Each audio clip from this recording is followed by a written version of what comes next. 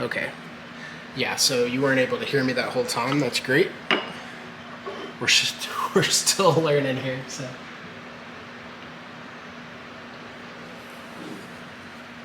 So last time I showed these off on stream, and we got some pieces of walnut, we got some pieces of cherry, but they're so small that because these were really just samples to look at and see. And when I took a look at them and I considered doing the cape in walnut, and when I looked at it, it's not that it wouldn't look great, it's just by the time that I would order in more walnut and create the whole thing, I wasn't 100% sure that I would like the look of the cape in that. So we're gonna save these to do some projects down the road, because I want to do some smaller figures and kind of do like quite a few of them. So I'm playing around with a few ideas to use these and do something smaller, not a project on this scale for my next one. But I have a couple ideas I'm thinking of, but I really did think these are very beautiful cuts, and I can't wait to kind of get into carving them and figure out, you know, what it looks like. But we're gonna stick with I bumped the camera. We're gonna stick with the soft maple for now. And then I explained when I got on, I know my mic was off. I have two mics on there, I need to delete one. It's gonna be a bit dark behind me for a while because the lights have gone out in the garage here. They're like barely on. They're basically in their last little death throes. So it's gonna be a bit dark behind me, and the camera doesn't pick up light that well. Like if I back up, you'll notice things lighten up on here and you can kind of see the garage. But when I get this close, it's kind of focusing in on me, and I'm also wearing a yellow shirt and reflecting a lot of light back at it. So it's just trying to adjust as well as it can to that. I could play around with some of the settings on there, but I don't think it's a huge deal. You can see my face and I'm here, so I'm not gonna stress over that. But yeah, what I was saying is we were going to take, first we got a new knife, and it's from Furba Tools. I got some gunk on it, but that's gonna come off as we're carving today. So far it's been an awesome product. I kind of just tested it out the other day and was just carving some little shapes, and it's very, very sharp. It came sharp enough to cut the hair off of my hands. Just a quality handmade product. So I'm excited to use this and then give Furba a good review online, because it was a very affordable tool, and it got here, to come all the way from Ukraine, it got here very quickly. It was only a couple weeks, and I like it. I will definitely be buying some more stuff from Furba, so excited about that. But yeah, we're gonna make a cut off of here to do the body, and I was considering earlier when I was thinking about it in my head, kind of cutting two of these and then wood gluing them together. But the more that I looked at the character, his body he's cartoonish, right? So like his body is smaller than his head. His head should be bigger, and I'm not following the exact image. I'm kind of getting this is my carving of the Hollow Knight, right? And so I'm trying to find that style. I'm not actively looking for it. I'm just carving the way that feels good. And what I was talking about earlier was I challenged myself to see if I could carve his antlers as a whole on this, like if I could do the head and the antlers all as one whole, instead of what I usually do, which is carve them and then reattach them to the piece of wood. And I did that, and I really like how it turned out. So I'm excited to finish that up eventually and get the details on there. But first, we're gonna do the body, so that when I put this on there, I can know stability-wise what I need to do with the dowel and how skinny I can kind of get it to mount his head on there. And then, you know, I'll kind of do the eyes based off of the whole thing. I just want to get all my dimensions right. So I'm gonna take a look, and we'll kind of see where we need to be body-wise. It kind of seems like his body's honestly not too much longer than his head. Like if you, like his head's pretty big, and I'm just looking at some pictures from the game, and his body's about the length of his head with his antlers, so we could go a little bit bigger than that and just kind of carve down. Yeah, so I feel like if we set it here, give ourselves maybe like a centimeter or so of extra room, and then I think I have a ruler. I do. Just kind of say that's good right there. Give ourselves a line. I'm going to extend that, even though we are going to saw it on that side.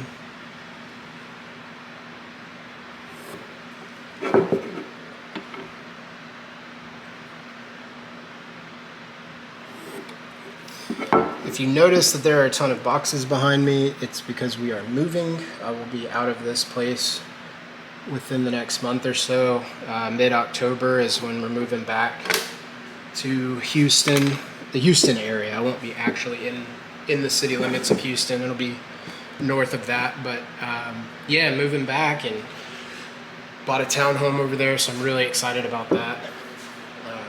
It's going to be a bigger garage. This is a 1-car garage. We're going to be in a 2-car garage. We're going to turn about half of that into a workshop, so really excited for that. I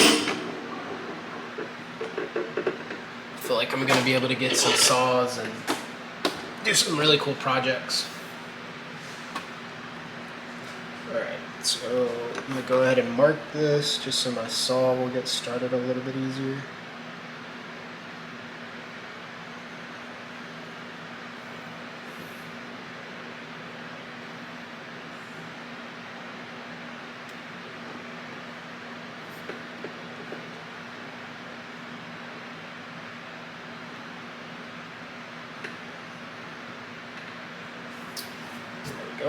But yeah, I was looking on Furba. Furba followed me on Instagram, and I was kind of looking at their tools, and they make finger guards too that are kind of neat, where they just cover your fingers. They're not like full gloves. You just kind of put them on. They look kind of neat, especially for like smaller carvings. And I really loved the shape of this blade because it's something that I don't really have. You know, like I have these flex cut knives, but they kind of curve forward, whereas this one curves back, and I was like, that's going to give me some really cool angles. And they left this really wide bevel on here that I think is going to be really helpful, because you can kind of get the same cut as you're rocking this blade back and forth. You can just kind of control the length of it, I think. So I'm eager to see how it does. So far I liked it, but we'll actually put it to the test today and see what we get out of that. So I am going to put you on mute because I'm about to do some sawing. I'm going to move my drinks so I don't get sawdust in those. Let me get the saw. We'll throw you on mute. We'll saw this off, and then we can get started drawing the outline of the body on there. And I can lift this camera up a bit just so you get a better view of everything. All right, we'll be right back with some.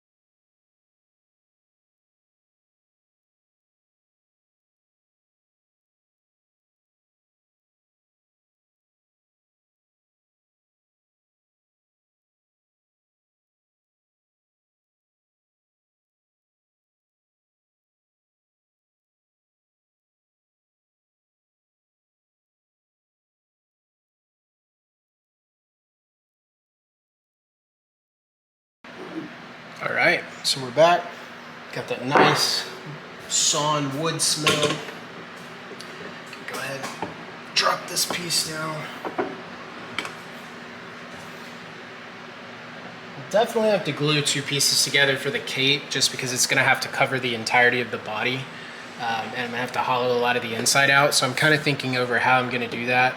I can definitely use some of my gouges and things like that, but I'm gonna have to be pretty careful in some parts. This wood is very dense. I've talked about that before, this soft maple. So I'm not worried about that part of it, but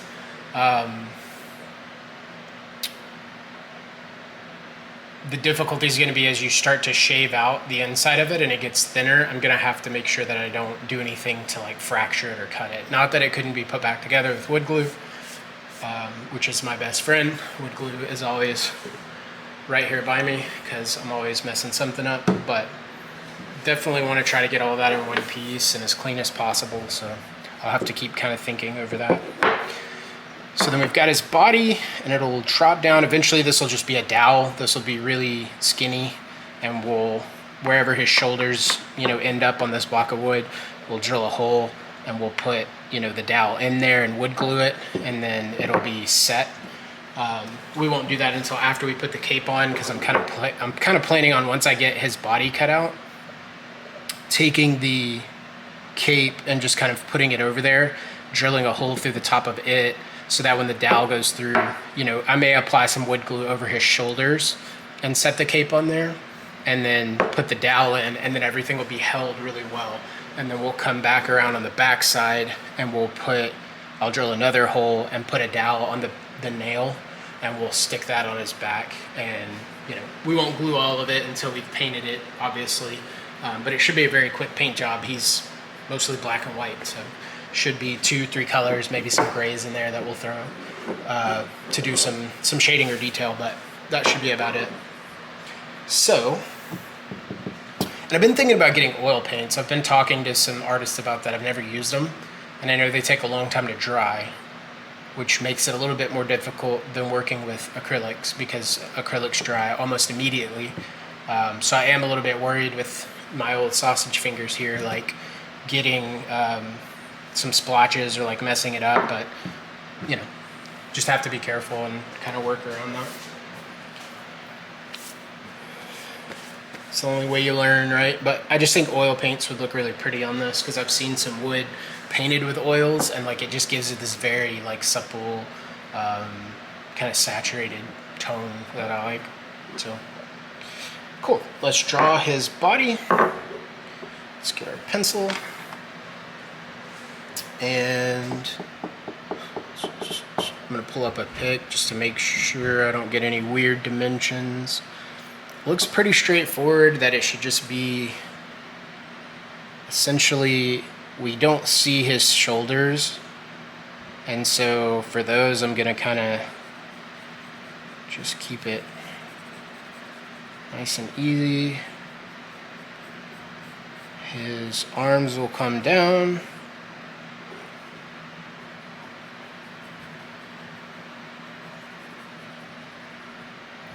And then it looks like he has this bow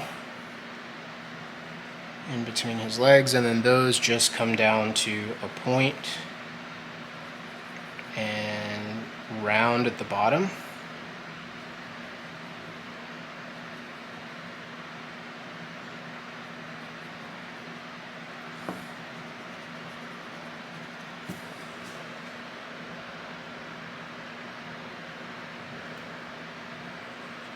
And we just need the basic shape right now. We're not gonna do the whole thing.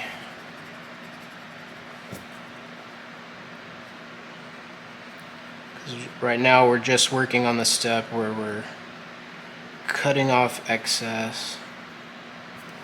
This does need to be rounded though.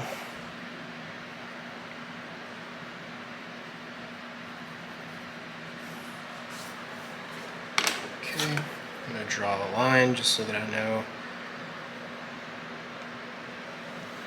it's the bottom. Draw another one. Give myself some perspective on here. I'm gonna draw the top, because we will just saw that off eventually rather than sit there and chip away at it with a tool, because this wood is, like I said, very dense, very hard wood. So then we'll come in on the side, and trying to find a picture of him from the side. He's not a thick boy. His head is thick, but his body is pretty slender. So I think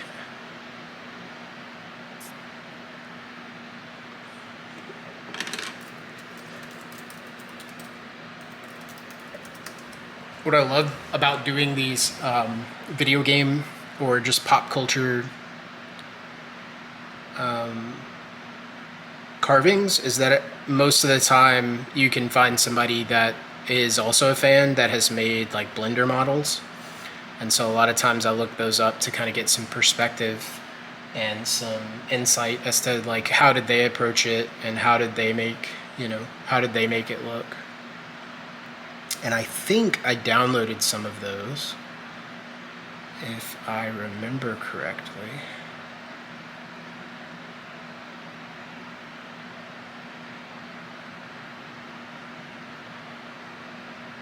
Okay, I definitely downloaded one of them.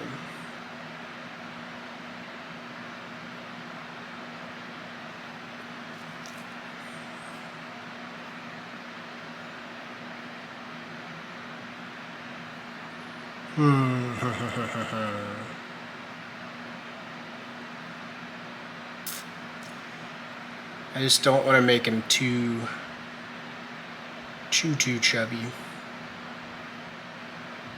He does kind of have a little belly or something like that, though. Yeah, it looks like he just kind of, I could literally draw kind of about the same dimension as his legs. Let's go up here.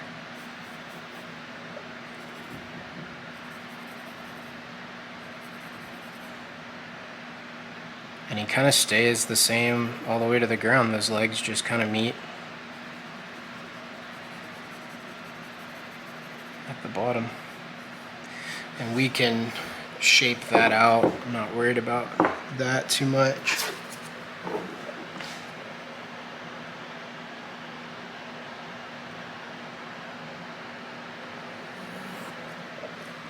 Curved that line a little bit.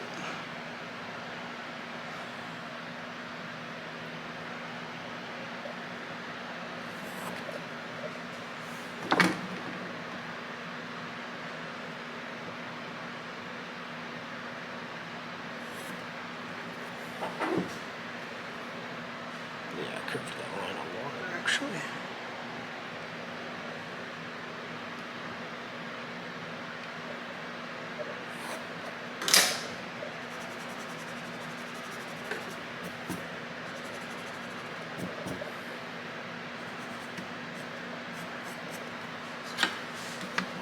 Come down over here.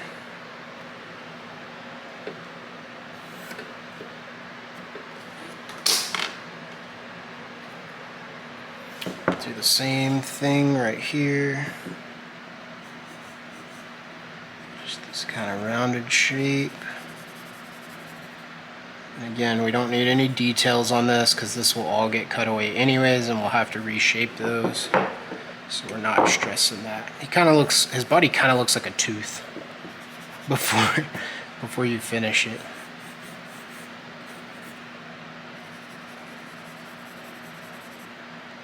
Arms are gonna come down.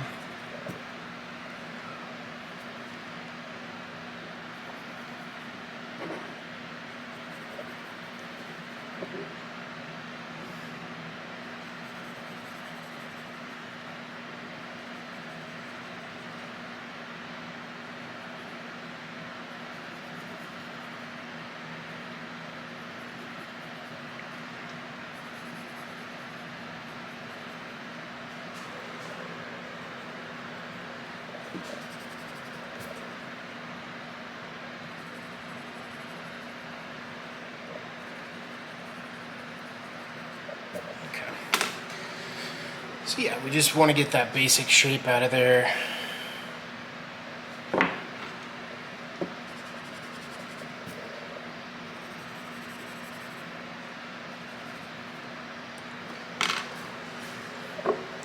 And I feel like those dimensions are good, that once that's on there, it's going to give him that cartoonish look. And then you don't want the body to be too big because once that cape's on there, you don't want the cape to feel massive. The cape should feel big, but it should feel like an accessory, not the whole, sculpture. Like his legs should definitely be present, stuff like that.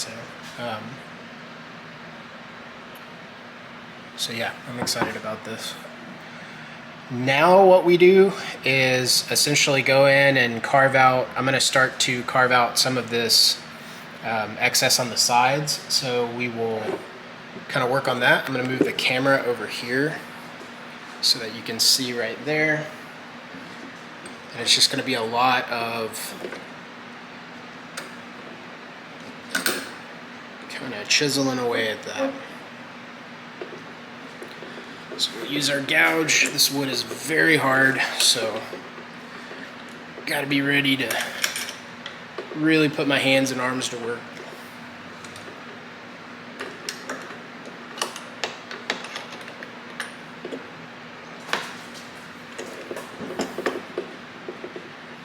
Actually got rain today, which was wonderful, and it wasn't like flood conditions rain, you know, it was like the right amount. Texas has been in pretty bad shape for a while.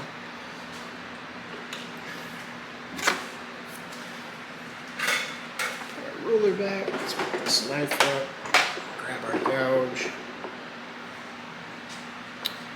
and we essentially start to just carve away excess. I'm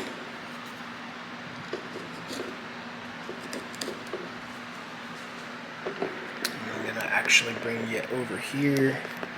You can see this a little bit better. If I can get my camera right, that way you can actually see what I'm doing with the chisel here. I'm trying to get better footage to use in my videos. I just released the video for my last carving that I did on Pseudo-Wudo, and I noticed sometimes I was a little bit off camera, and it made it kind of difficult to see what exactly I was doing. So all we can do is learn from it, try to do better.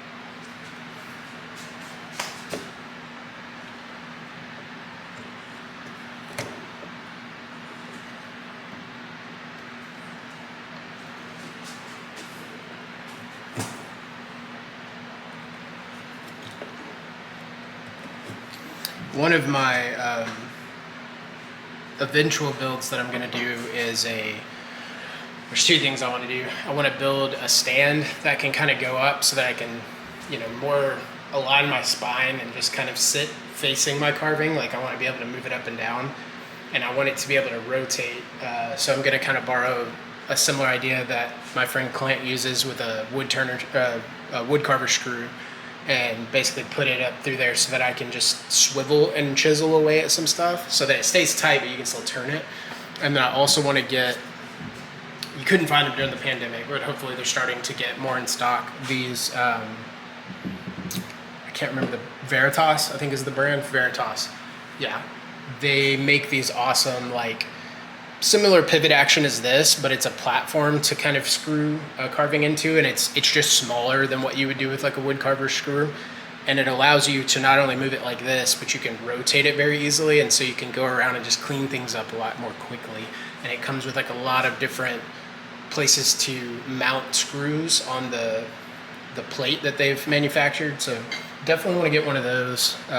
It's just a matter of saving up, and then eventually getting a workbench that's not this. This is kind of like a pre-made thing I bought from the hardware store, and there's nothing wrong with it for like a good workbench. But when carving, it's just kind of creaky and shaky.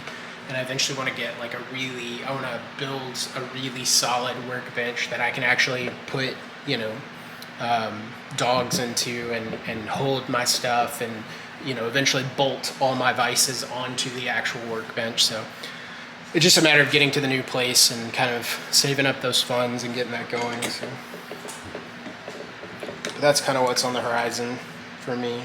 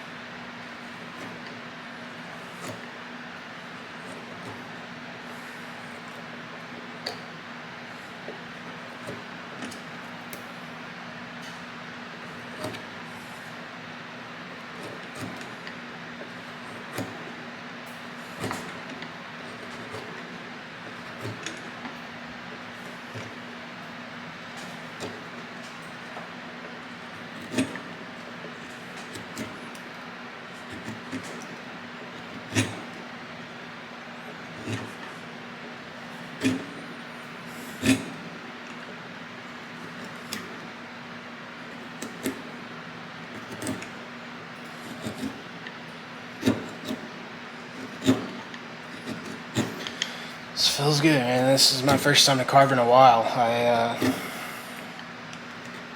went on vacation and thought, I'll go on vacation, I'm gonna come home and I'll kind of resume what I was doing as I start school back, but I got home and immediately found out my mom's sister passed away, and like a super tragic thing, just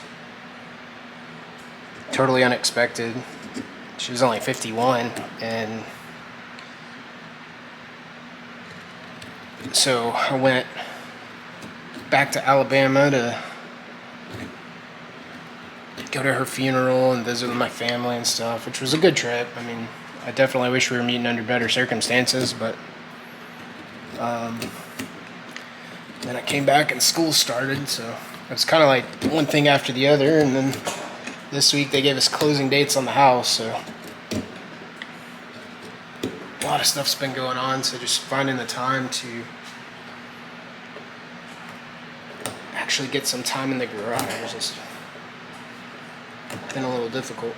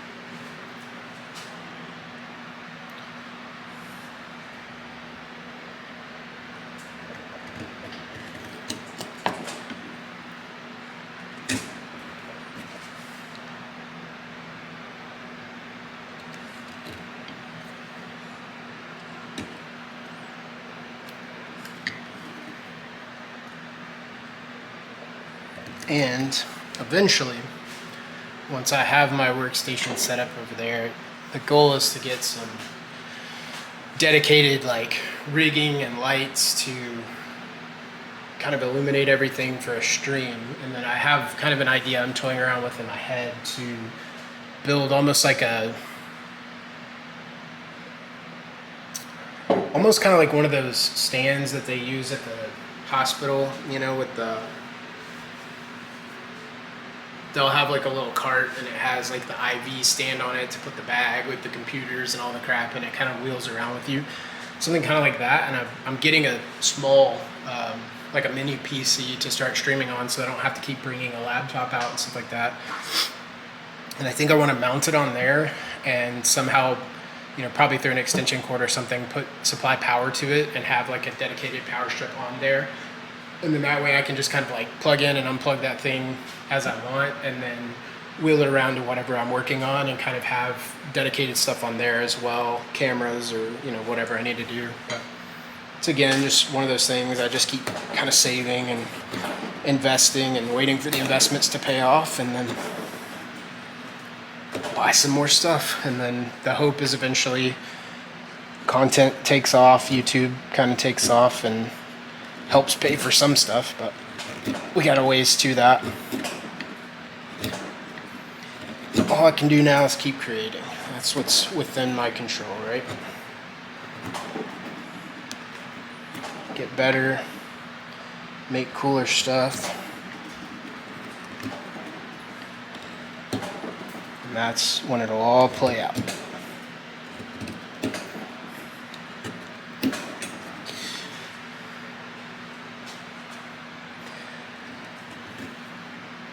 God's got my back, and I'm just along for the ride, honestly.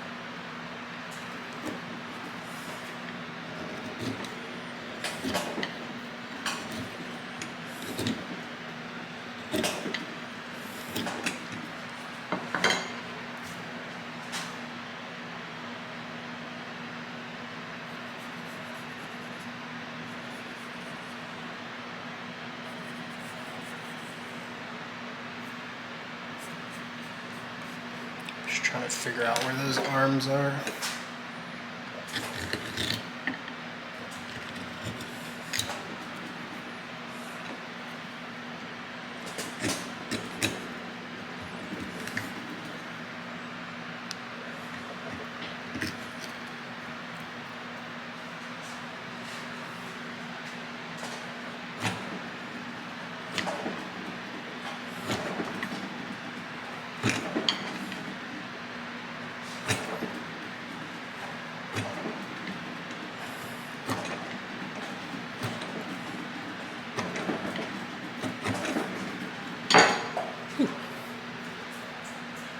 It rained today and it cooled it down, but it's still warm. It's not as hot as it could be, but definitely enough to make you sweat.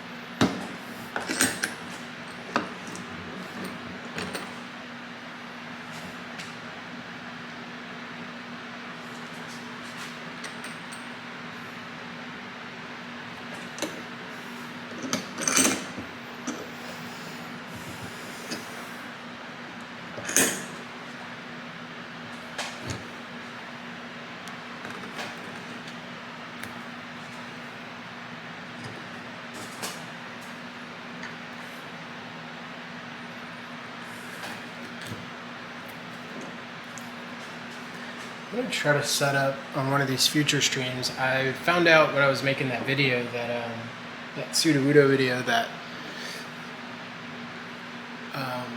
Game Chops allows you to use their awesome like lo-fi video game music if you credit them. So I was like, I should definitely use that.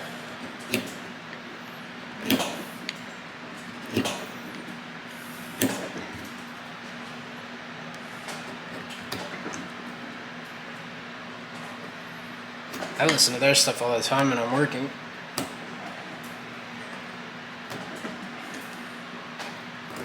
That's how I knew to. I went and bought the Pokemon album from them.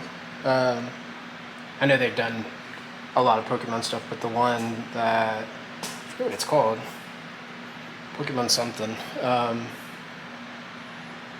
when I started making that video, I was like, man, I wish I could use that. And then I read about it on their website, and they were like, yeah, as long as you credit, you can use it. So that's amazing. Which is smart, because I bought the album.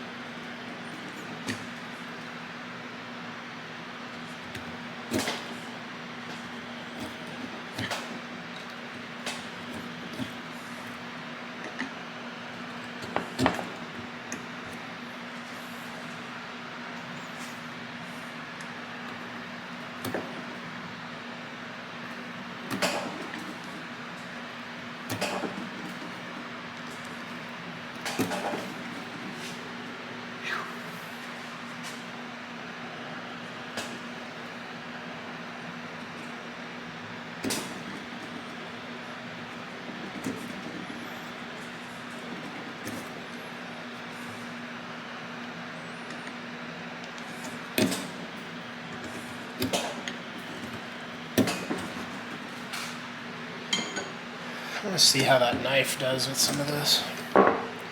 Just out of curiosity. Let's check it out and see how it does.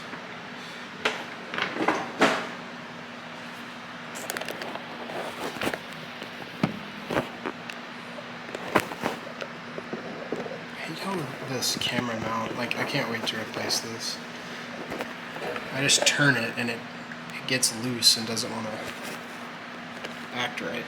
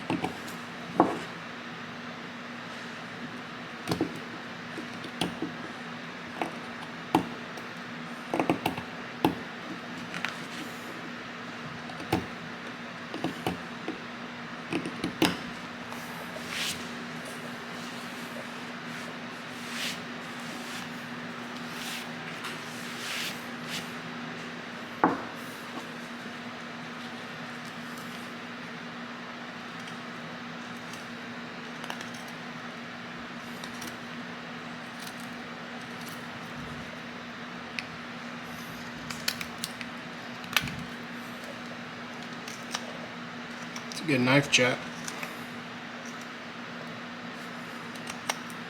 This was $18 American for 18 United States dollars. That blew my mind just because of the conversion rate between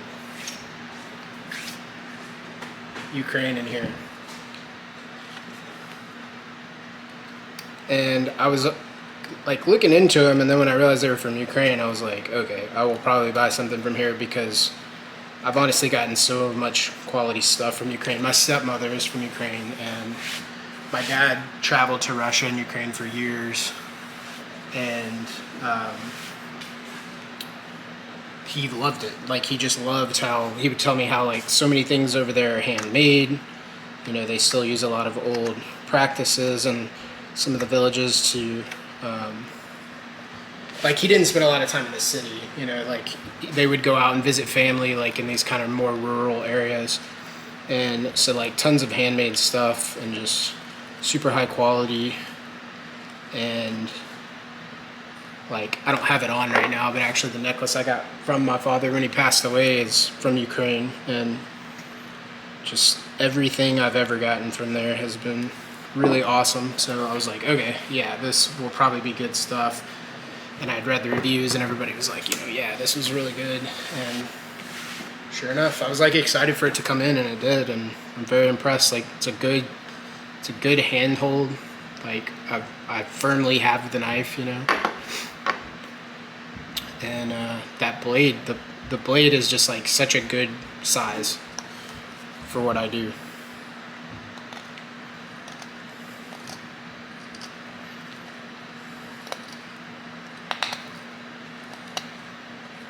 And this is not, I know it's called soft maple. There's nothing soft about it. And it's cutting it pretty easy. I'm not having to put like a ton of pressure in there.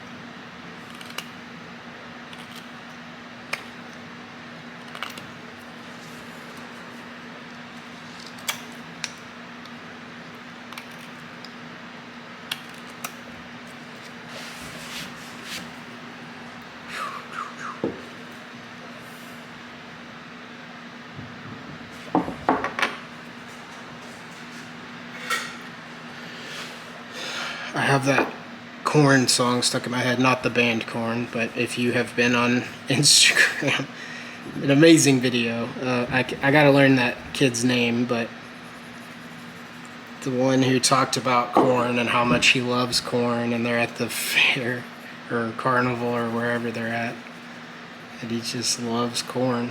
But then they remixed it, as social media will do, and that song is stuck in my head.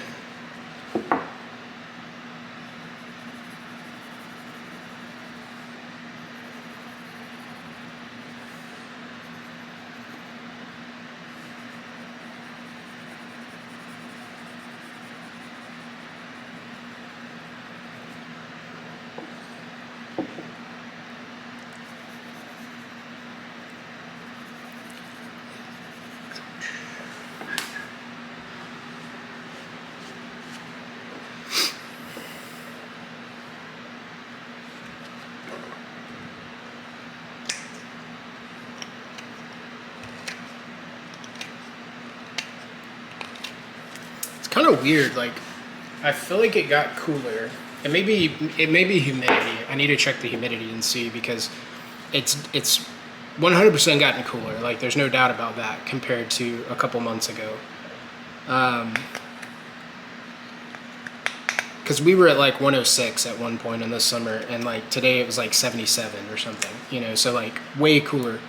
but I'm sweating so much more than when I was out here carving and it was like 106. Like,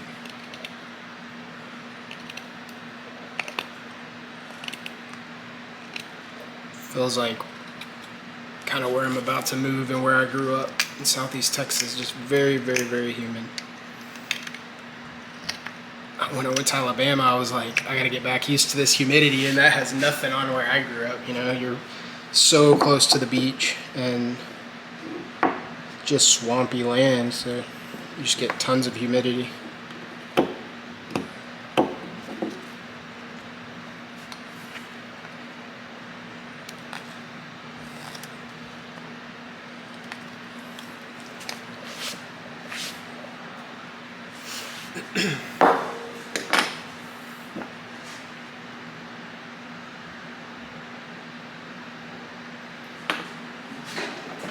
Sharpen this up a little bit.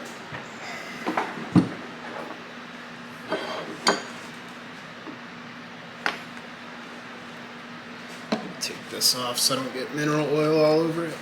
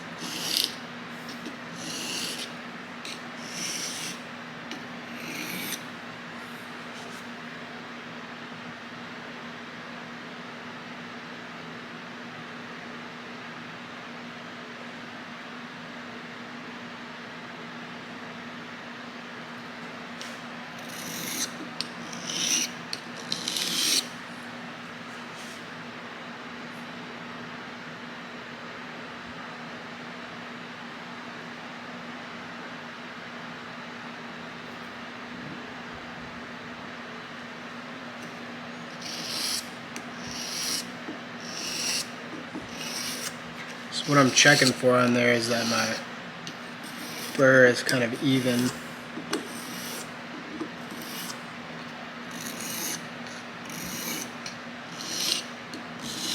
I don't want to have like a spot that I didn't get.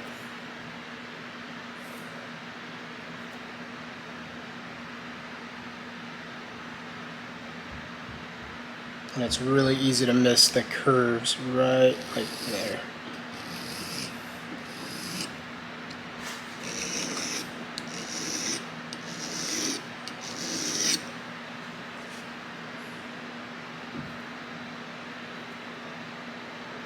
Okay. Let's try that.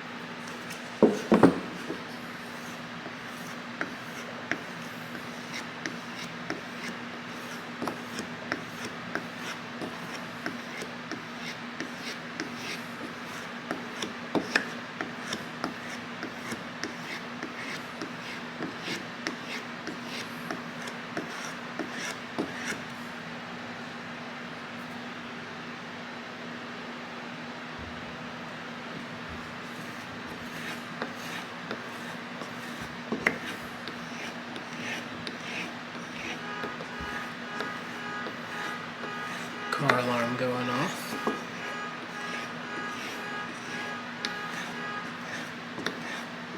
I think there's a guy that lives here that every time he tries to start his car, the alarm goes off.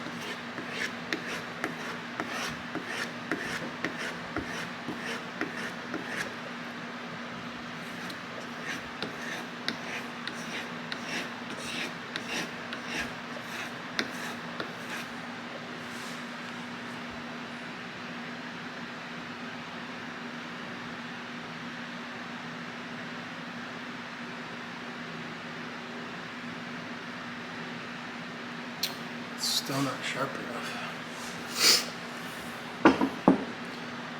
Not where I want it to be, at least.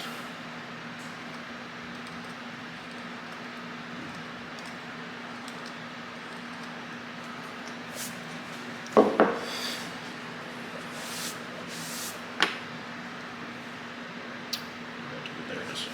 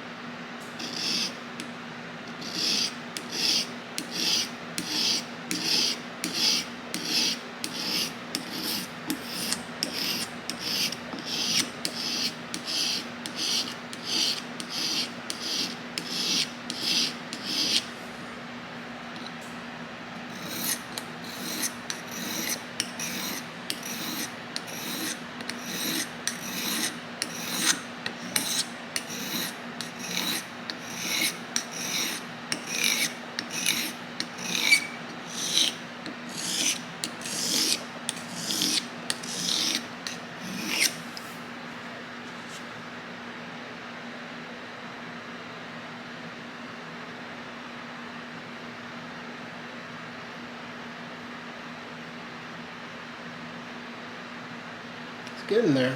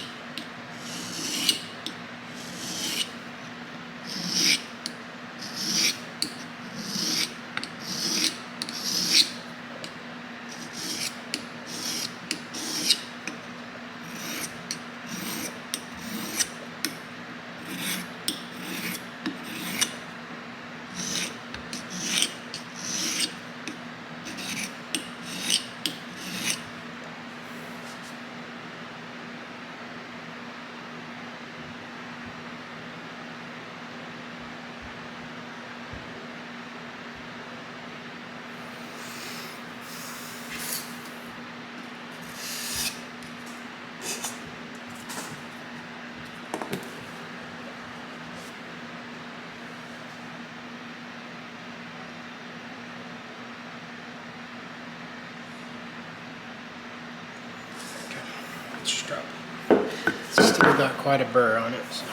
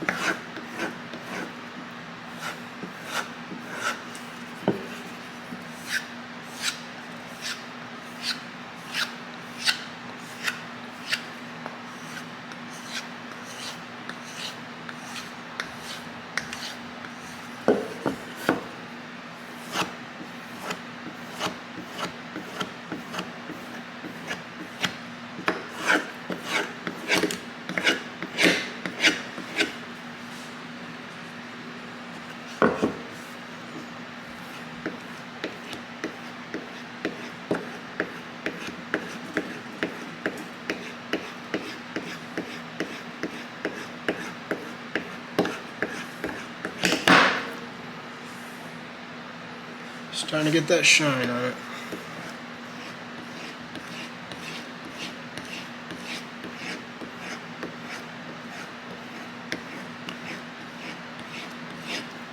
Alright, let's see how sharp it is without the...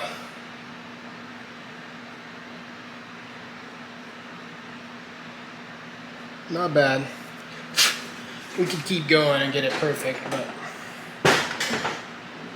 that'll do for now.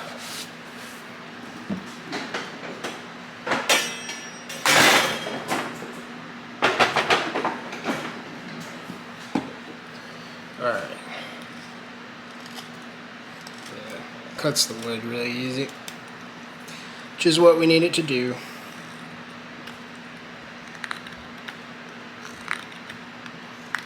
That's what we're here to do, is cut the wood, cut the wood. Let's see.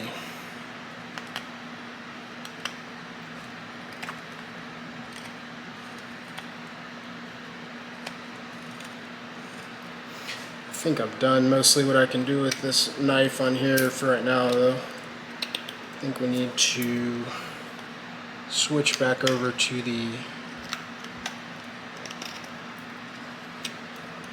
Yeah, because I'm going to start... Well, I can clean out this little area real quick. But we need to get out the gouge. Just kind of start gouging out all of this.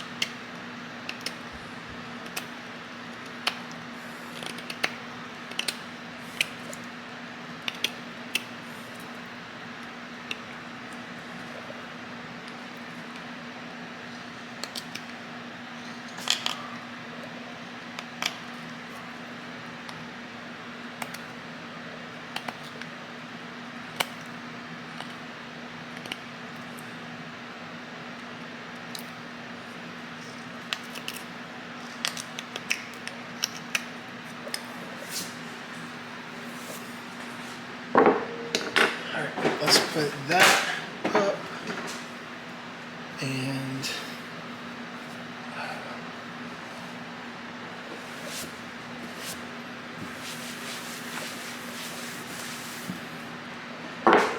move the camera back over here so you can see what I'm working on. You can see how sweaty I am. Cause it's hot out here.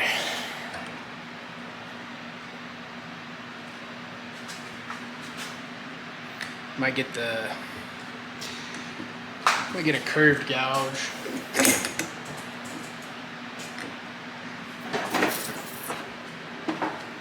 Kind of.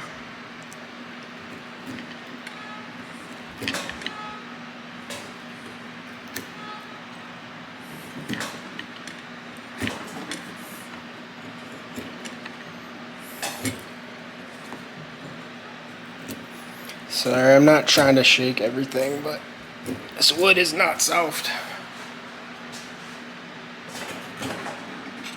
It's not soft, I'm telling you. And I was mounting this camera on the toolbox over there, which was nice, but the arm doesn't reach far enough for me to get a good shot of this. So again, the goal is to get the dedicated,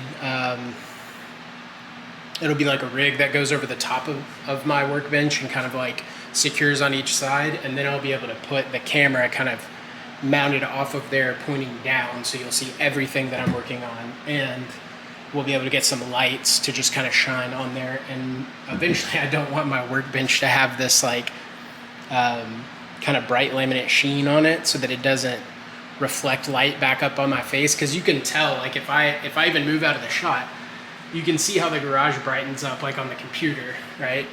But it's just shining off of this yellow in my skin and making me look like a white pasty ghost. And I'm actually fairly tan right now, so it's kind of funny. I went to the beach like 2 weeks ago, so I'm not really that pasty at the moment, but this camera makes me look pretty pasty. Doesn't help that the garage light is out behind me. That died yesterday. It's always something. Which, I mean, that light's been going strong for 2 years, so can't be upset about that. I say 2 years, 2 years that we've been here. It may have been going longer than that. Those bulbs.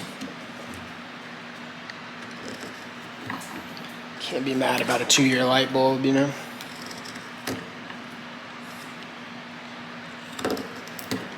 I've just got to figure out if the apartment supplies those or if I need to buy those, because we're moving out in like a month or something, so I don't know how much money I want to spend on a freaking light bulb for garage. I'm not going to live that longer.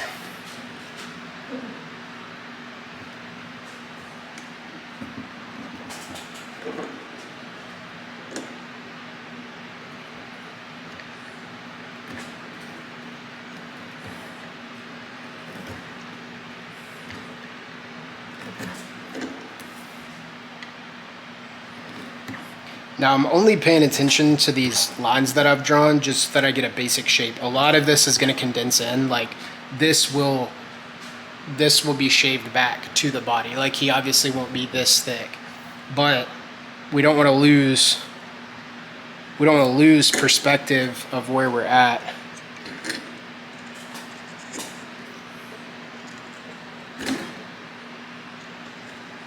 And end up, you know, cutting too much off, and then we're like, uh-oh, now we can't go back.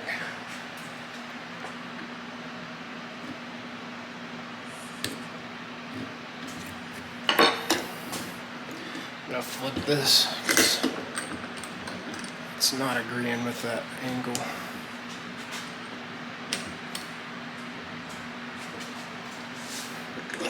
This is always, to me, one of the longer parts of the carving. Like, I wouldn't say it's the longest by any means for me. It's definitely the detailed stuff. But definitely you're just working around the sculpture and you're freeing it. You know, you're letting your outline come out. And so eventually, once I get the kind of shape and I know, okay, I don't need to be, you know, I don't need all this space right here. I just need to collapse this in. once I do, I'll have a pretty firm outline to work with, and then I can just go in with a knife and clean everything up. And so this was one of the harder parts, because my wife hasn't watched me carve a whole sculpture from beginning to end. She just kind of sees the progress.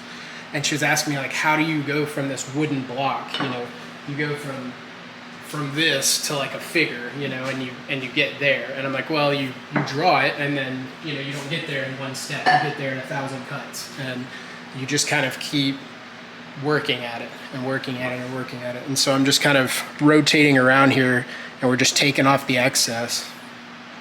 And then I make a YouTube video, and I make it look like this took me 2 minutes, when it'll really be hours and hours.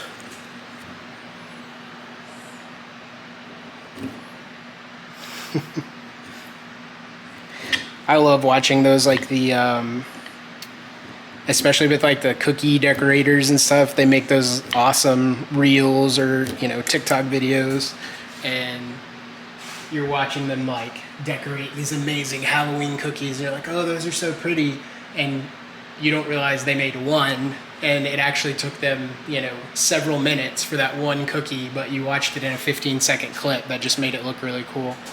So I like when the creators slow it down, and they're like, what you see versus what it actually, like the time it actually took. And then you realize they have to do dozens and dozens of those.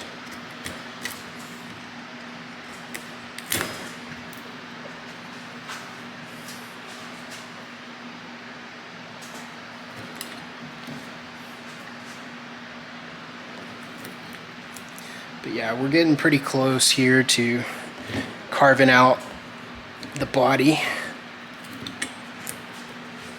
Hope everyone's having a good night. What is it, Tuesday? All the days are blending in to me right now because I just got back from, I went to Alabama twice. I was actually in Alabama. At one point I was in Alabama more this month than I was in Texas because I was talking about it earlier, but we went for vacation to go to Gulf Shores, which was a blast, and we just got to kind of relax and get away from everything, and I was out of school, so I didn't have to focus on that. And I mean, the second I got back, my mom calls me and is telling me, that my aunt passed away, and so it was just this really sudden, tragic thing, and she lived in Alabama, so I literally flew right back to Alabama 2 days later to attend the services and just go visit my family. And so I spent quite a bit of time in airports, and then in the greatest sweep of irony, it hasn't rained in Texas in months, or at least in my part of Texas, in Austin. Yeah, thank you, Zen. Yeah, you're good, Zen. You can lurk all you want, but yeah, I'm glad to hear from you. Yeah, the worst part about it was the cloud, like this big storm comes and it just sits on Austin, and I'm trying to fly home, and this is how crazy this is. A flight from Houston to Austin is 37 minutes, right? Like I flew it 3 times going back and forth from there. So you literally go up, you get right over the clouds, you sit there for 5 minutes, and then you come back down. So you're only like up with the seatbelt fasten sign off for 5 minutes. It's a silly flight. You literally wait more time in the airport than you do on the flight. But because this storm was so terrible, they were like, well, we're gonna have to delay your flight. So at first it was like an hour, and then it turned into 2, and then it turned into 3, and then they just cancel it.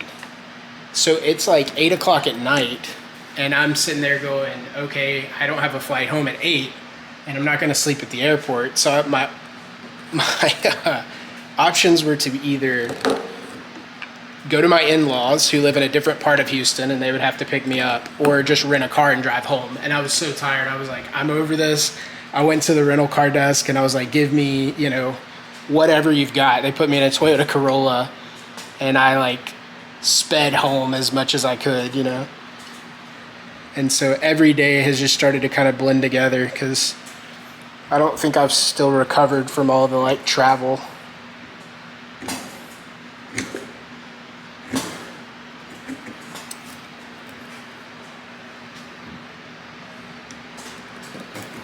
But it was fun too. Like, our family is very we're like very in tune with our faith, and I would say we're all optimists. Like, we're cynical, but we're, you know, in a healthy amount, and we just use humor a lot to kind of get through things. So as much as it was a sad occasion, we just kind of know that, like, my aunt wouldn't have, that's not how she would have viewed the end of her life, as like sad, or, you know. And so we also had a lot of laughs, like, so it wasn't all bad.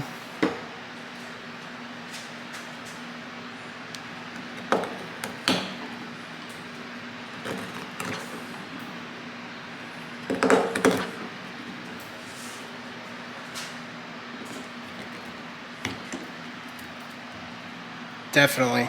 Most definitely.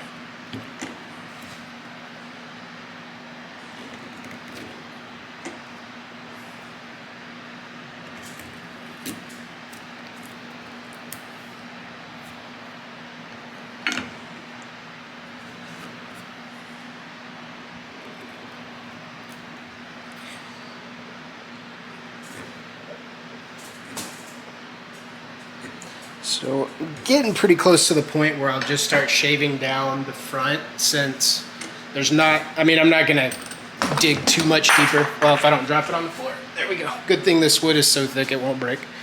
I'm kind of at a point where continuing to shave down, I've already got the dimensions that I need. I just know that I need it to be that wide. So I can essentially just saw off the top here and start to clean all of this out. I definitely want to saw this in a little bit. Probably what I'll do, it's a little thick to do that right now. Yeah, we'll wait, because what I can do is come in and redraw this line, and once it's thinner, I can put a drill through here a couple times, and once that's kind of, you've got multiple holes in there, you can just go in and chisel out a bunch of that extra material and give yourself that space in there, and then start to clean that out. And then I'll probably leave most of this block to the end, just to have something to hold it with and kind of, you know, pivot it, and not, that way I'm not always just holding the figure. I can actually have kind of just like it's just scrap wood, because eventually I'll make a base that's nice, and I'm probably going to stain it or something, kind of make like a nice dark base for it, and put it on there.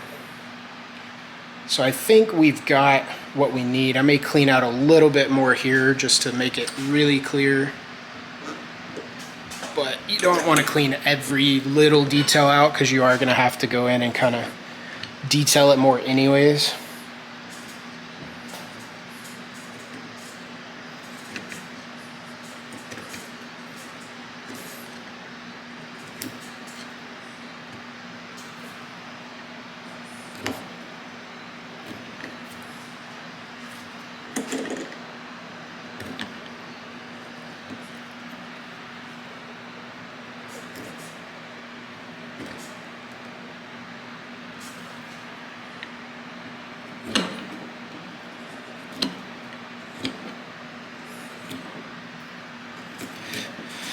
Yeah, I'll have to figure out on those lights. It's just the, what do they call them? Are they fluorescents? I always get that confused. The light types, fluorescent, incandescent, all that. I need to look up the word roots on those so that I can finally like memorize that. But they're the tube lights, right? And I just need 2 of them. So I need to probably go up to the office, because I think they have all that stuff up there.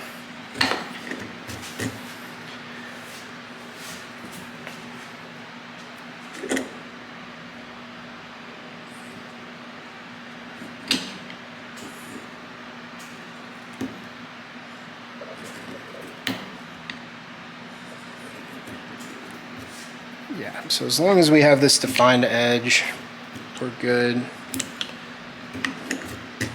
And then we can just kind of start cleaning that, going around it. I'm not going to worry too much about any kind of hand right there right now, because we'll have to redraw all of this anyways. But when we're done, it should essentially just look like this. It should just be like a thin little figure. And then we'll clean out the bow in between the legs, and we'll clean out a little bit of wood around the hands just to give them definition. You probably won't be able to see them, I mean, unless you pick the figure up and flipped it upside down. But that's why I want to carve a little bit around the hands. Just, it's one of those things about being thorough. Like, I could just make his body be there and you just see his legs, but I like the idea that, like, if you saw it from that angle, it's complete, you know?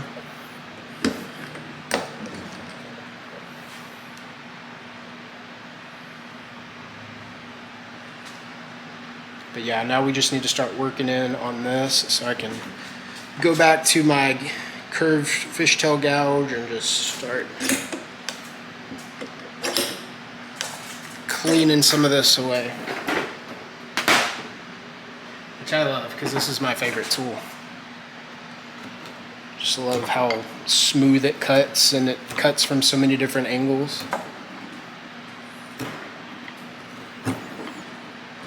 Clean this down to there. We'll have to redraw our lines when we get there. And then we will saw the top off to get us to the shoulders.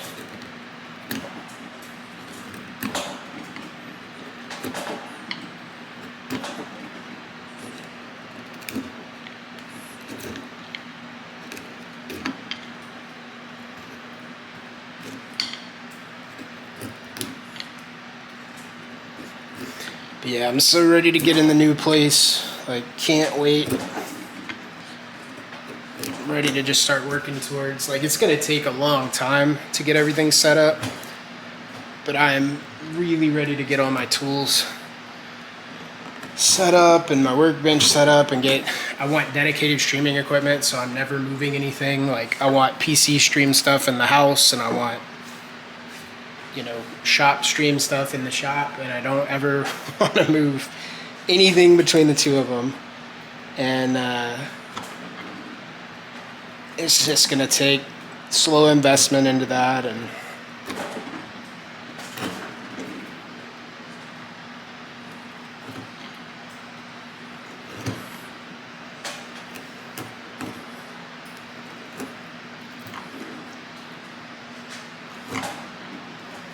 we could hammer this out, and I've done that before. It's 7:30 here. It's pretty early, but I'm gonna save my neighbors the trouble of hearing me hammering on a Tuesday night. If it was Friday, all bets are off, but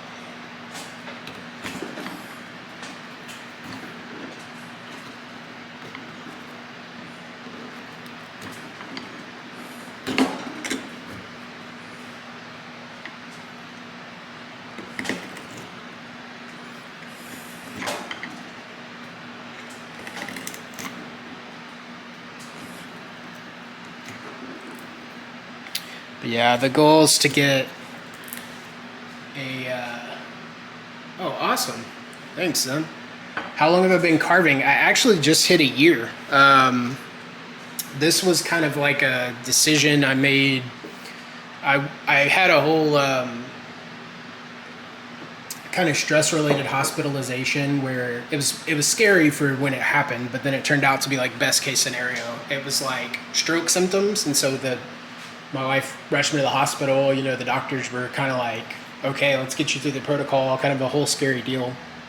And they did a scan, nothing was like wrong physically. They're like, you're fine, there's no symptoms of a stroke, there's no symptoms of anything like that. They're like, but you're, I don't remember what they told me.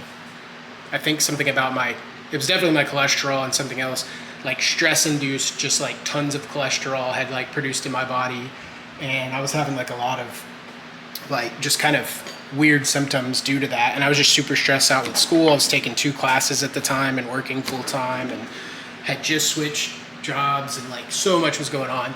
My doctor was like, you have to like chill, you know, you got to find a way to like relax, which I was like, that sounds easy. So I kind of started talking to my wife about what I was interested in, or like what kind of hobbies that I would like to get in. And you know, I've played music and stuff in the past, but I was like, I've kind of really always wanted to get into woodworking, and just haven't had the time or the like tools to do it. And she's like, well, let's do it. Like, that sounds great. You can set some stuff up in the shop. So we just started getting some stuff set up, and I kind of made a deal with her. It was like, okay, if you're going through similar stuff, I hope that goes. I hope you get the best news too. It was super scary, but now that I have it managed, and I say managed, like it's never perfect, but it's like, it's much, much better than it was. And part of that's medication, part of that's therapy.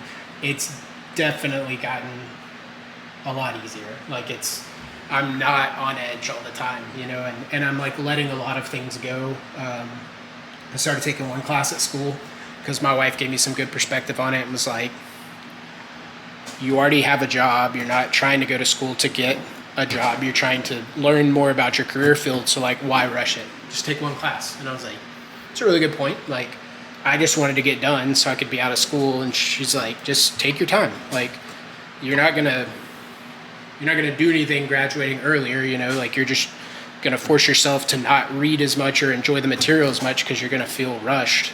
I was like, that's a really good point. So stuff like that I let go. And then it worked out because the deal we kind of made was like, if I was going to use this spot in the garage to carve and put my tools and everything, we had to clean a couple things up. And so we like organized, like you can't see all of it, but you can see some of it in here. We put, you know, everything on shelves, put everything on the walls, like really optimized the space that we have. And so it was kind of like a win-win for everybody because my wife loves organization and I have ADHD, so not so much. So anytime I can be like, okay, I'll use this space and I'll organize this thing, she's like, sign me up.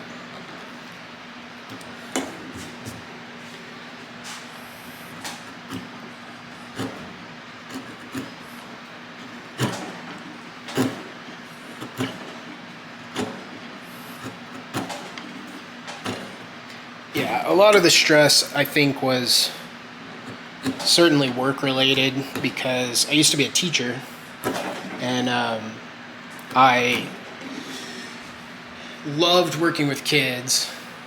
You're being tested for it? Yeah. I have a video about that on my other channel. So I have two channels. Basically, I split my content because I was doing code and I was doing woodworking on the same channel, and I was like, that's kind of a lot for one place. And so I split it, and on my code channel I actually do every once in a while I'll do some ADHD content. And I made a video on there about getting tested and kind of like the process that I went through. I'm glad you're getting tested though. That can be an awesome path to getting like a ton of healing, just like even just mentally, like not even just the physical healing part of it, but like the forgiveness of self. Like a lot of the stuff I struggled with made me really angry at myself because I was like, I love being on time. Like thinking of showing up somewhere late like gives me so much anxiety, and I feel like everybody's just looking at me like, why are you late? And I hate that. I love to be on time. I could not get on time anywhere. Like I was late all the time, and it was just like, why I can't. And I'm not talking about like sleeping in. I'm talking about sitting on my couch being like fully dressed, ready to go, just can't make myself go and do it. And that drove me up the wall. I was like, I want to be on time. What's wrong with me? And when I realized like I have a lot of like executive dysfunction issues, I was able to shift a lot of what I thought was like a character issue to, you know, no, it's not a character issue. It's my brain doesn't filter time at all. Like it doesn't really get that concept. And so I have to be really cognizant about like setting alarms and setting calendar reminders and things like that. And because if it was for me, like I'd just be like, meet me whenever, we'll do this whenever, you know, like I don't stress out about rushing to do things, but the world kind of does. And so for me to have peace of mind, I have to kind of set it and forget it in my calendar.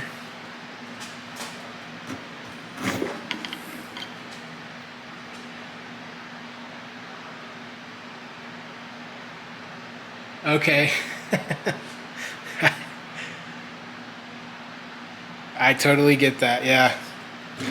Yeah, I think my mom has it too, and just they didn't test for it, when she was a kid, and so I think after I started learning about what some of my symptoms were, I was like, my mom does that too. Interesting, and I think she has some of those same things.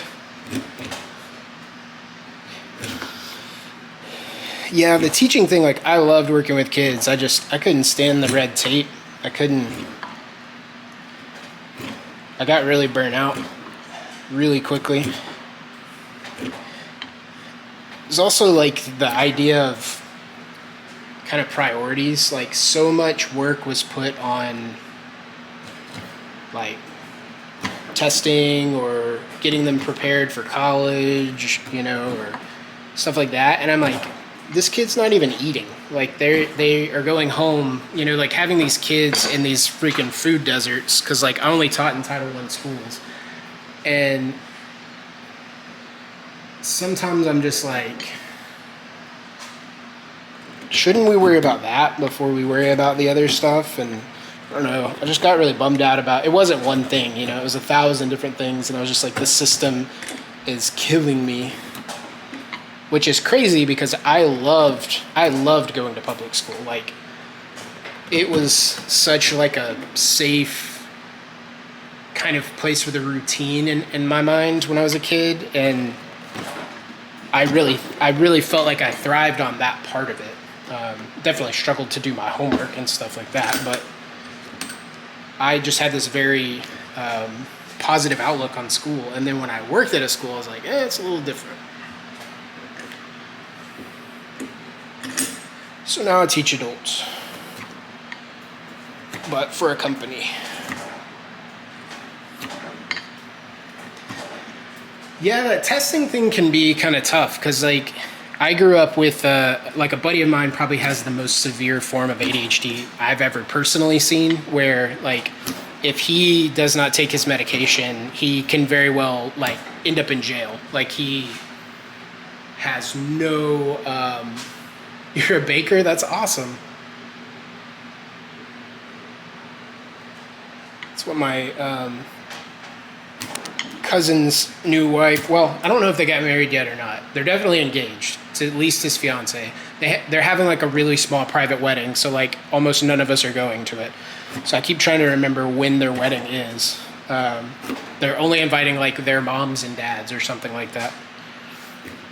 So... kind of hard to remember what day it is, but yeah, the testing thing can be so weird because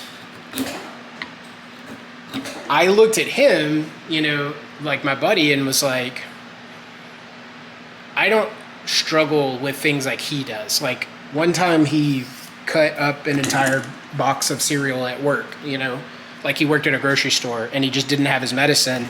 And like the impulse grabbed him to just take his box cutter and just like, what if I sliced up all this cereal on this pallet? And he just did it. And then he's standing there going, oh my God, I messed up.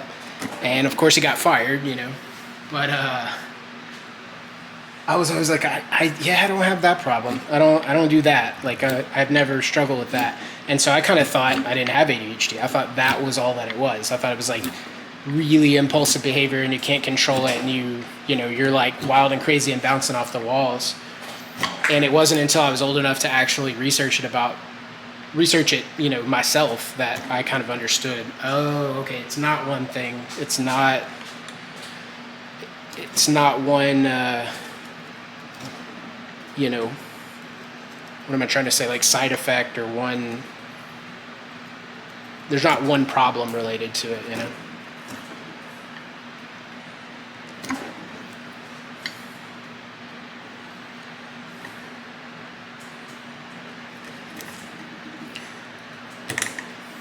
That's awesome, baking. I love baking, but I don't think I could do it for people. Like, I think I'd be way too freaked out by that.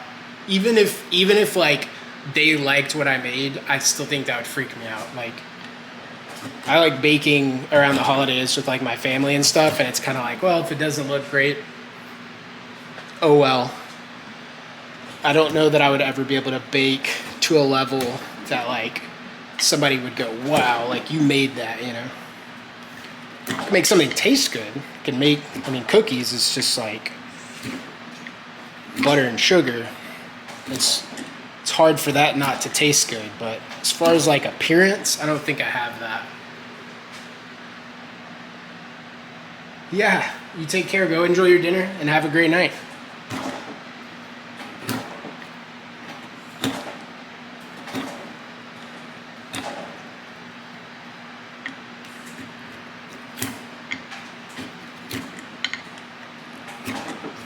This is really hard wood. We're getting there.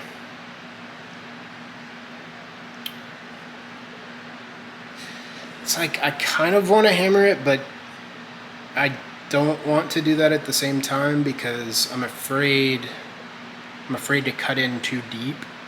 I think I could get away with like a little bit right here just to kind of speed up the process. Definitely have to put the stream on mute for a second. I'm glad you enjoyed it. Take care. I'm gonna put the stream on mute real quick just so that I'm not banging and clanging into the mic here.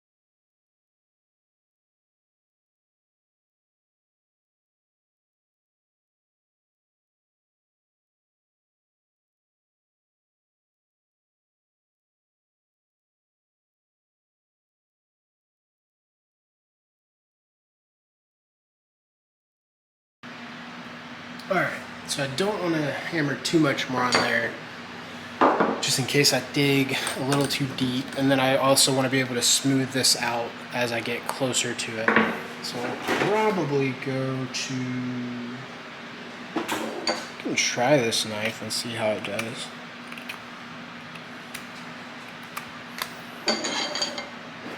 But if not, we'll use the, get this back down here. If not, we'll use the Sloyd knife that I have.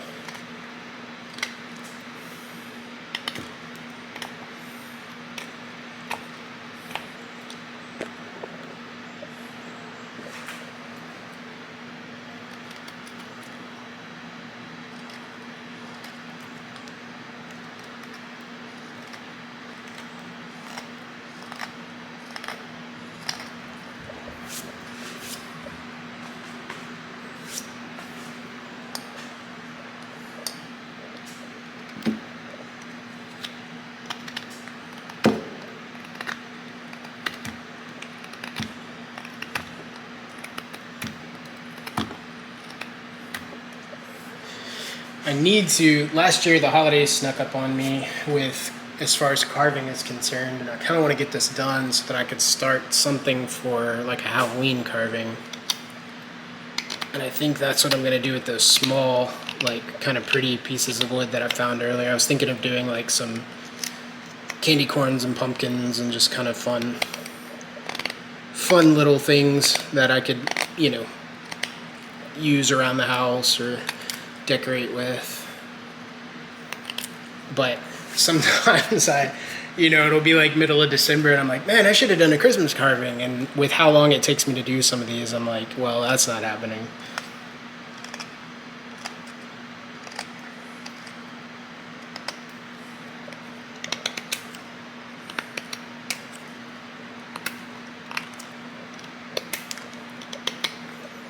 So I think last year all I did was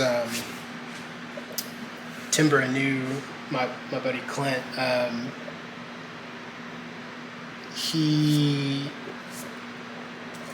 at the time was putting out on his Patreon, he was putting out what are they called, chip carving templates. And so he did like a Christmas tree, and I tried that, and that was the hardest form of carving I've ever done. Like, if you ever see one of those videos where somebody's just going through and they're like very quickly cutting those out, they're a very practiced hand, because that was so difficult for me. Like, it definitely is a different process and mindset, and it's something I want to practice more in the future, because you can do really cool textures on like your projects. But you gotta really be taking your time to learn that one.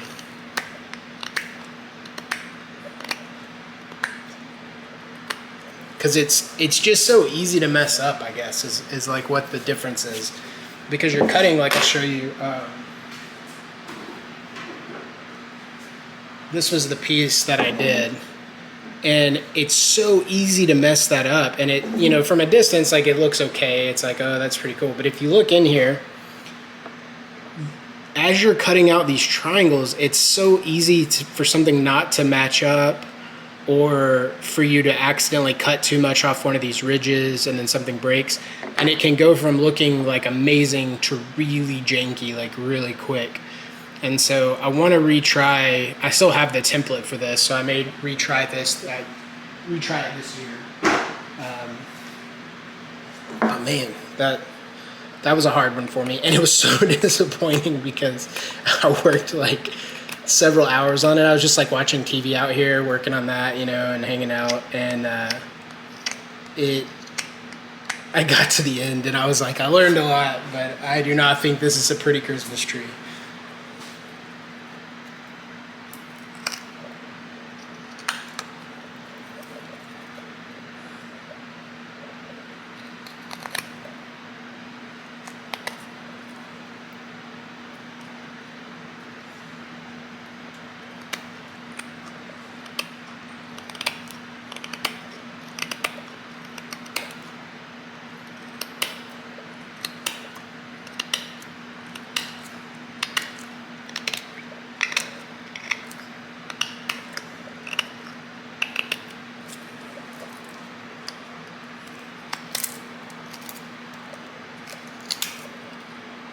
It smells so good when I make those cuts. it's maple, and my buddy the other day was like, so does it smell like maple syrup? And I was like, not at all, actually. It smells like a tree, like a regular old tree. But it's a good smell when it's not strong. Like, it's not like if you held up a piece of pine, like if you hold up a piece of pine and you smell it, you're like, okay, I know that's pine. It's not strong, but it's good. It smells very good. But yeah, when I do these little cuts where I get these ribbons of just like wood and you cut them back, you can really smell it.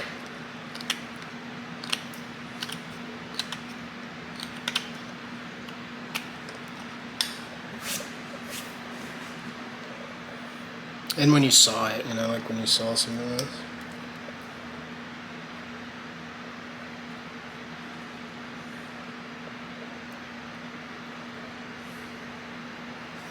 Let's see. I'm gonna put it back in here and try to get some more off of here with the gouge. I don't know how much longer I'm gonna stream. I've already been on here 2 hours, so let's see. I'm sure my wife has texted me. Yeah, I think she's home.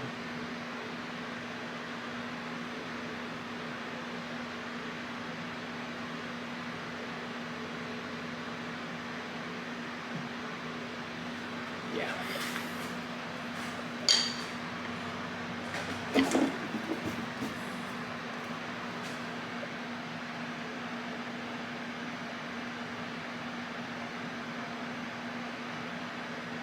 I think that's so interesting, the liking to bake at work but not at home. Well, I get that too though, because I worked in a lot of kitchens, and what I loved about them was the whole commercial kitchen thing is easy to clean up, because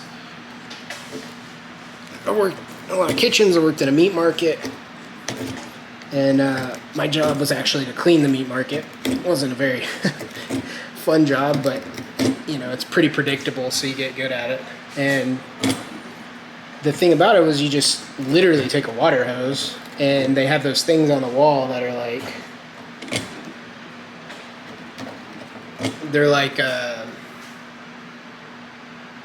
one is just clear water, and then you've got the sanitizer and the soap, and you just spray the whole room, and then go through with a brush and scrub everything down floor to ceiling, and spray it all down with the sanitizer and then the water, and then it's clean, and you just let it air dry essentially. And I liked cooking in kitchens like that, because if I made a mess, I didn't really care. I was like, we're gonna clean it up.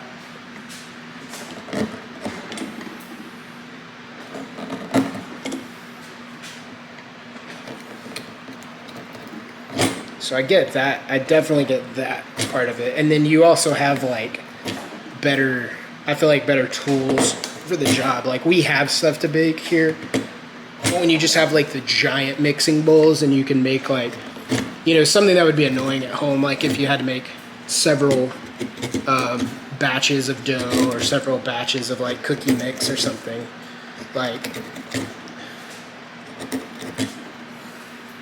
I feel like that's not an issue in a commercial kitchen, because you can just use bigger bowls, bigger pans, stuff like that.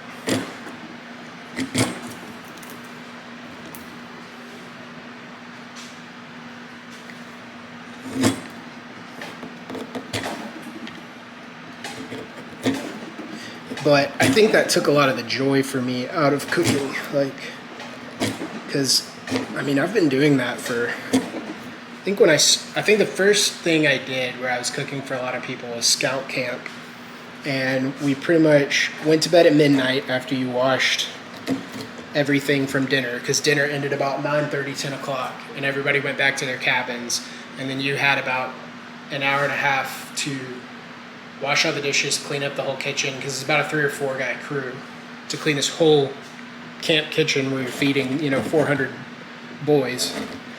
And then you got up at 5 and you started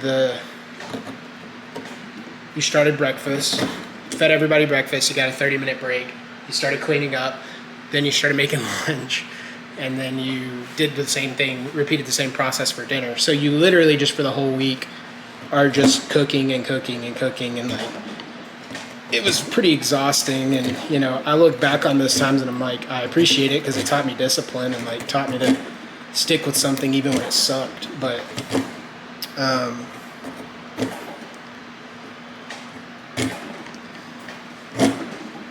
I think a lot of that kind of stuff took the love. Like now I only want to cook if I'm really in the mood for it. Otherwise I'm just like, oh, this is a chore.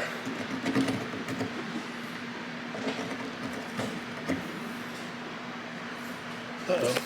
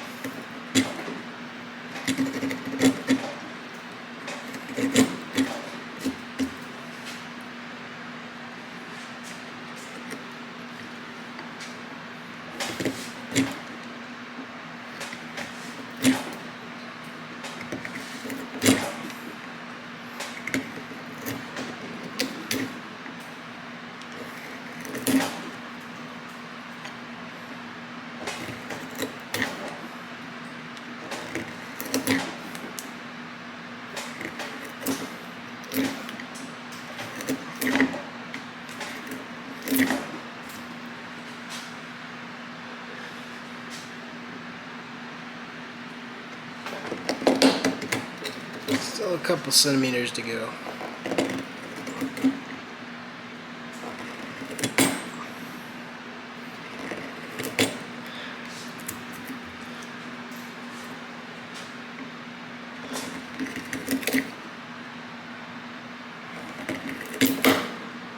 Whoa. Can feel this chisel getting warm from all the friction. Getting there.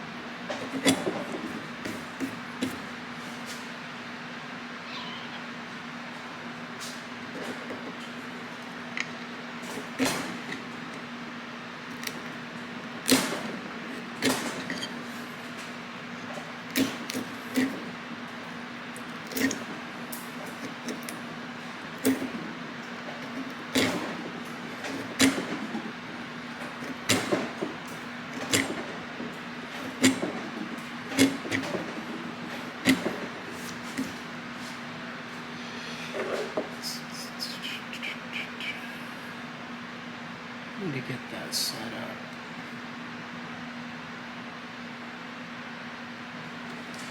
All my stream elements commands. There's so much to do with content creation. It's never over. The job is never over.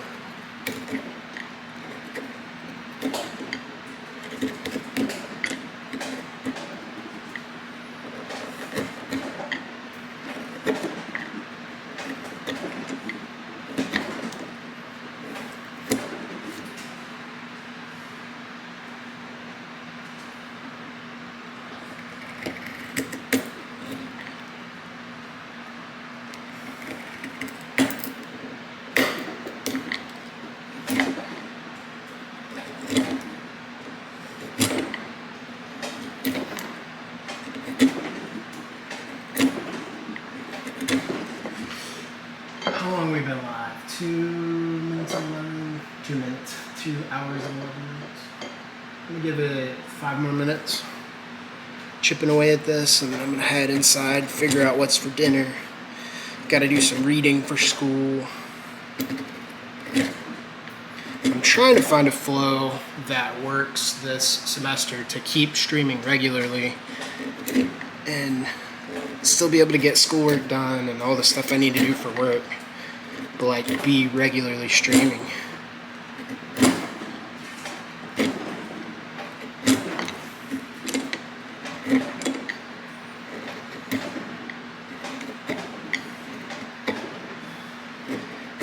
carving in general.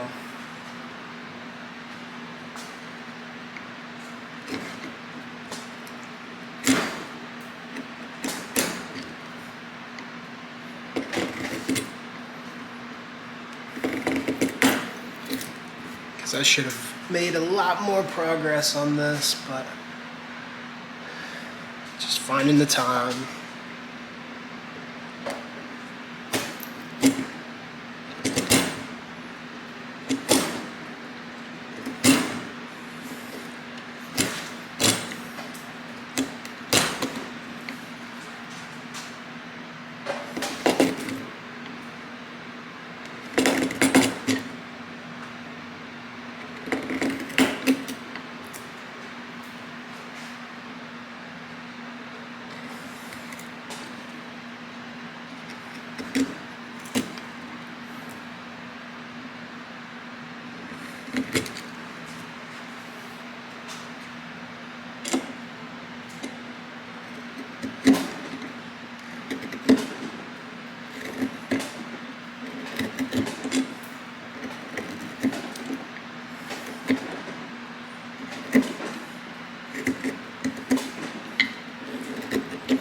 Come on now.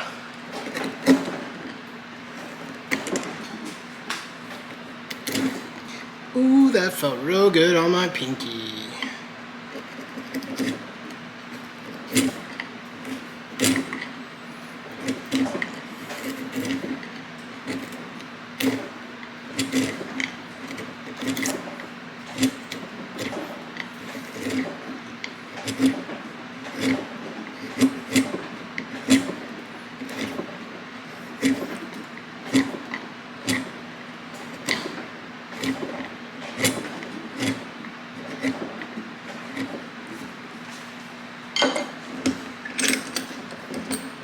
Getting there. We're getting there. We gotta basically make that shape right there. That part will saw off. That's easy. But we gotta get all the excess off the front and the back. Now the cape, that's anybody's guess. I've never done anything like that, so we're gonna learn something there in that process for sure.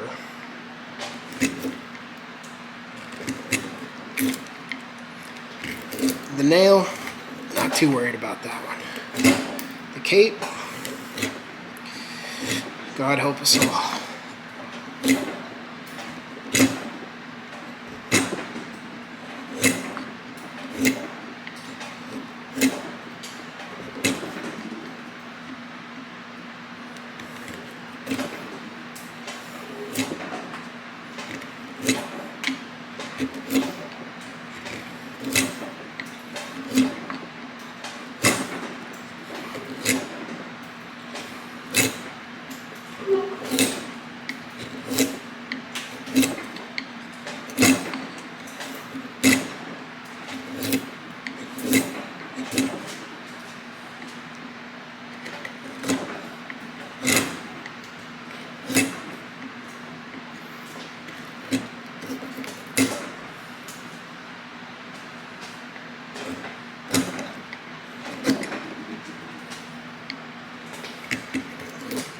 Oh yeah. Get it all off of there. Go, go, go, go, go, go. You can do it, yes.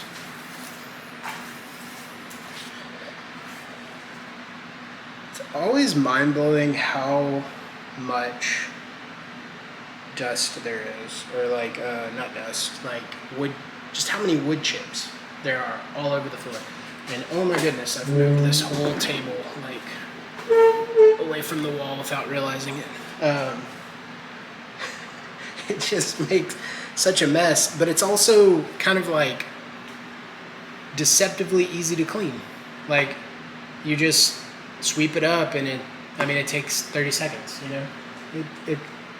That kind of blew my mind when I started this. I was like, oh man, I made this huge mess. And I was like, wait, it's just wood shavings. And it's not like fine dust. It's not like wood, it's not like sawdust. It's pretty big wood chips, so you just sweep it up and you're like, done.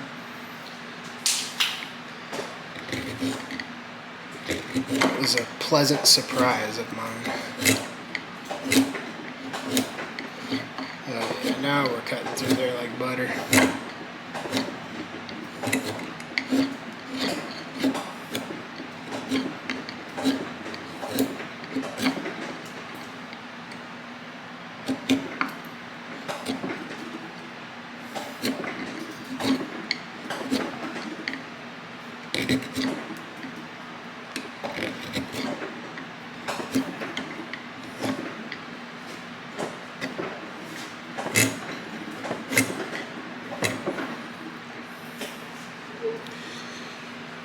All right, so that's been pretty close to 5 minutes. Start kind of cleaning up.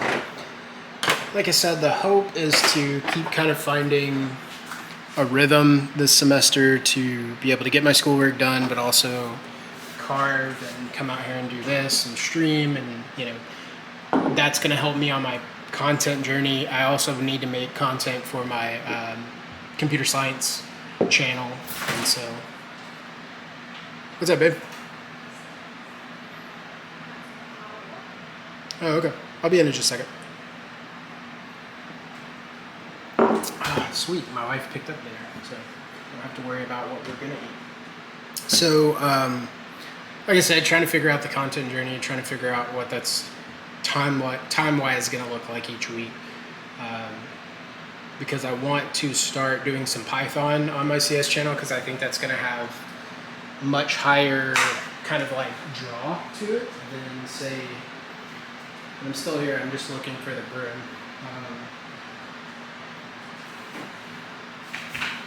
I feel like that's going to have a much higher draw because it's a friendlier language, and it just makes more sense for kind of what kids are doing today in CS. And that's really who, you know, not that my channel is aimed at like just high school or junior high students, but it's for beginners in code. So it's anybody who like didn't learn that or wants to learn that. But I just feel like Java feels so unapproachable, and I want those resources to be there because there are so many kids who will learn Java as part of their like high school CS curriculum. But I want to do Python on there too, so it's kind of juggling all of that. Like, how do I make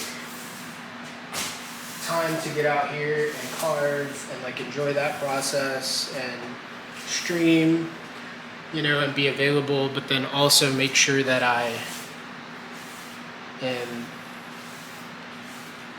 making CS content for the other channel. And there's other content I want to make for that channel. Like, my ADHD videos have done well, so I definitely want to do some more topics on that.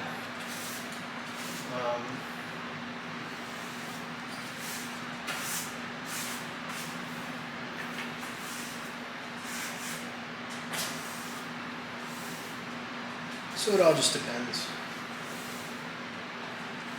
It all just depends.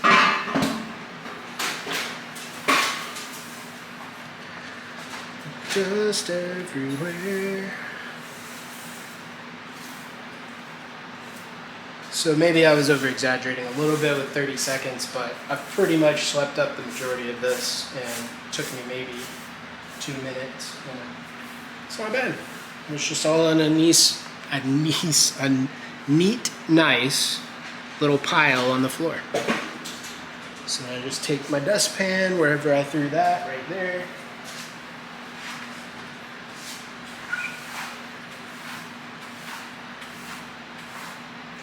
And we're done. We cleaned it up. That simple. But it is pretty wild if you look at it. Like, all of this came off of that one block of wood. Right? Like, that's kind of crazy to think about, just because it's so...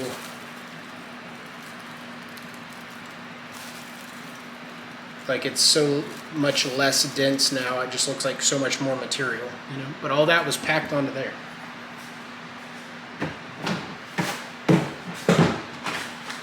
Well, awesome. I appreciate those of you who are hanging out. If you're watching this as a VOD, thank you so much. This will be up on YouTube, so if you're watching it there, I appreciate it. Go watch some of my other videos. I will continue to work on my schedule, and as I know what that looks like, I'll communicate that on all my social pages, and we'll figure it out as we go. So, awesome. Thanks, and I'll see you in the next one.